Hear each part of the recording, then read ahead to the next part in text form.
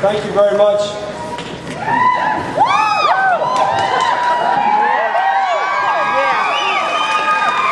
I am very, very glad to be here. I want to start by thanking your state treasurer, Kate Marshall, who's also in the Justice Department when I was president, for her leadership and support. I'd like to thank all the people from Truckee Meadows Community College for making this beautiful building available to us.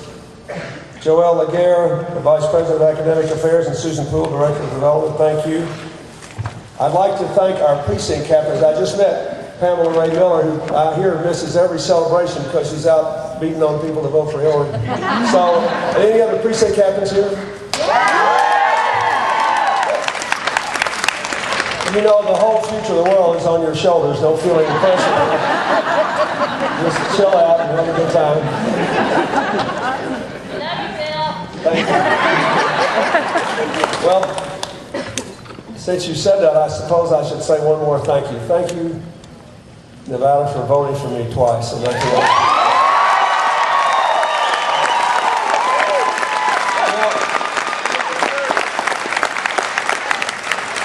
I want to talk just for a few minutes and then spend as much time as we can answering questions.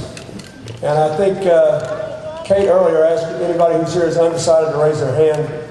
If you're undecided or not and you've got any questions about this campaign or the issues, I urge you to raise your hand and ask them, and we'll do our best to answer as many as possible. I came here to ask you to caucus for Hillary because I believe she's the best candidate for president I've had a chance to vote for in 40 years.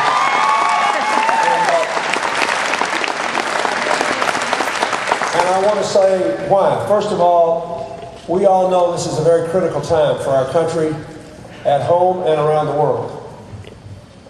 Just look at the condition of the American economy. First of all, we're supposed to be entering the 7th year of an economic recovery where almost 100% of the benefits have gone to the top 10% of earners, about half of them to the top 1%, a big percentage of that to the top 1/10 of 1%, who have been favored, in spite of that, with 5 tax cuts while we have people in uniform in Afghanistan, Iraq, and around the world, and unmet needs at home.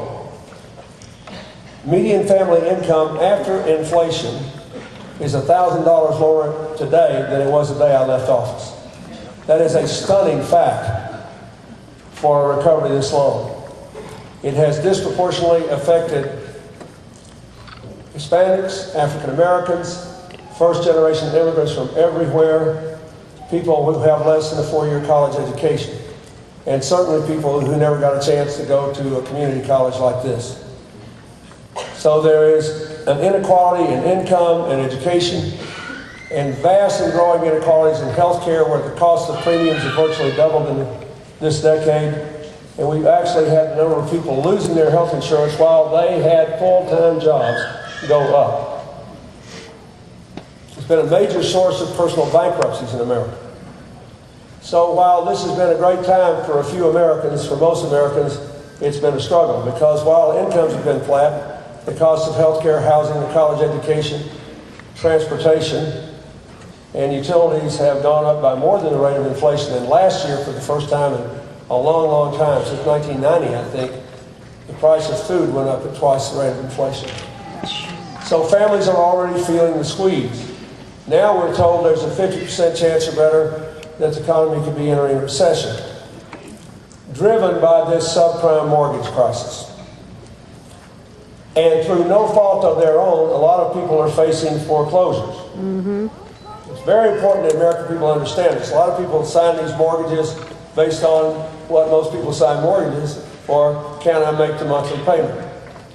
Then the mortgages were sold by the banks that issued them to other financial entities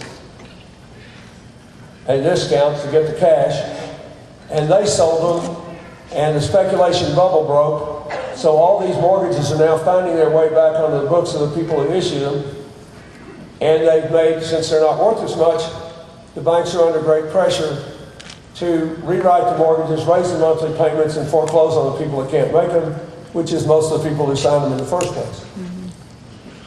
So that could lead to a big economic problem in America. And the fundamental fact is we're going into this without the jobs engine that powered us in the 1990s.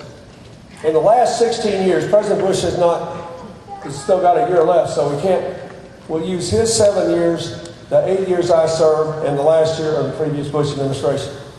In that 16-year period, the United States produced 28 million new jobs.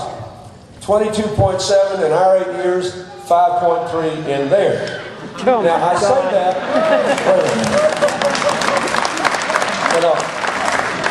I don't want any applause for that. I say that to dramatize why we're in this fragile condition, why wages are flat, why in this first half of this decade, first 5 years, 40% of our growth was driven by housing alone, which is why we're so vulnerable to a housing decline.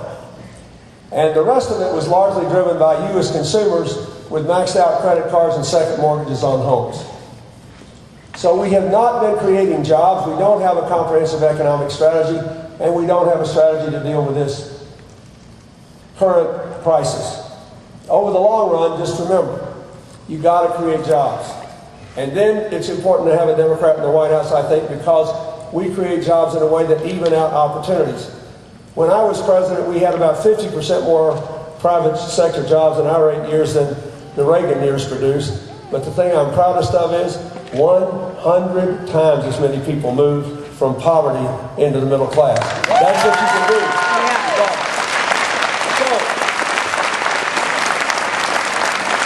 We have a challenge in the economy, in education, and healthcare. We have a big challenge with our role in the world. More than half the world's mad at us, and I'm sure you've noticed that. Partly it's Iraq, but not entirely. It is, in a larger sense, the product of it's our way or the highway, and we don't care what you think anymore. We got out of the international agreement on climate change that Al Gore and I helped to get through. We walked away from the Comprehensive Nuclear Test Ban Treaty and spent 5 years trying to develop 2 new nuclear weapons on the one hand, while on the other hand we were telling Iran and everybody else we don't want you to have any. We walked away from the International Criminal Court on war crimes and demanded that we be the only country in the world exempt from it. For a lot of the last 7 years, we denied that the Geneva Convention on Human Rights for people captured in combat was even applicable to the United States, in spite of the fact that our military commanders, including General Paul Eaton, who's here campaigning for Hillary, the first Iraq battlefield commander to endorse anybody, who agrees that our policy has been wrong. But all these commanders said, for goodness sakes, don't do this. You are imperiling the American men and women in uniform if you abandon the Geneva Convention and don't treat people the way we know it is morally appropriate to treat them, no matter how much we deplore what they have done. So we sent a message, it's our way or the highway. That is the challenging environment in which we find ourselves. There's a lot of great things going on in the world. And there's a lot of hope for the future because of the potential of science and technology, and because we can create a lot of new jobs by dealing with our greatest long-term threat, global warming, with a new energy policy. But we have to face the fact that we are about to select a nominee for president and hopefully elect a president in an exceedingly challenging environment in which we need to make a U-turn on both domestic policy and foreign policy. So, how do you decide for whom to caucus? How do you decide whether to caucus? Well, if I hadn't convinced you to caucus by painting the picture we're in now, I don't know what would. So how do you decide? You going to go for Hillary or Senator Obama, and how do you make that judgment?